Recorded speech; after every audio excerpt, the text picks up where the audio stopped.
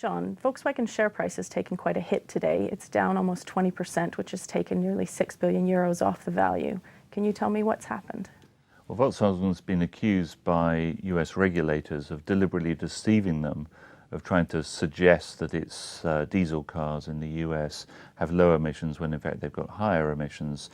It says between 10 to 40 times the declared emission level. So it's really quite a serious issue here. It's not just that they're breaking the standards, but they're deliberately breaking the standards and are deliberately deceiving regulators. How serious an issue is it for the company overall? I think it's a considerable issue for the company. You've got to remember that this is a company that's just gone through a bruising battle at the top already between the chief executive, Martin Winterkorn, and the former chairman, Ferdinand Piëch. So there's been instability at the top, and there's a question now of whether or not that's just going to return. And is it indicative of any wider issues for the company or for the industry?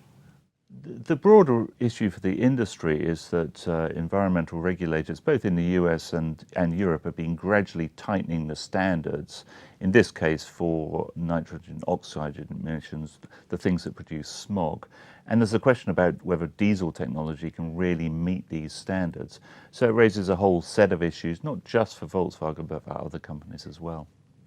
And there's been some noise about the testing regimes recently, that some discussion about how accurately the testing actually reflects real-world conditions, and some discussions about whether those would change. Is that something that's impactful here? Yes, well, what we're seeing in this case is that allegedly the software that Volkswagen used worked a certain way in the lab, where they do these tests under really quite tightly regulated controls and sets of standards. And the way that the cars behaved out on the road, the accusation is that Volkswagen wrote this software so that it regulated the exhaust emissions differently in the lab and in real world conditions. But we've seen, maybe not this case, but we've seen other cases where companies, including Hyundai and Kia, they've been fined for claiming certain levels of fuel efficiency that weren't actually matched in the real world.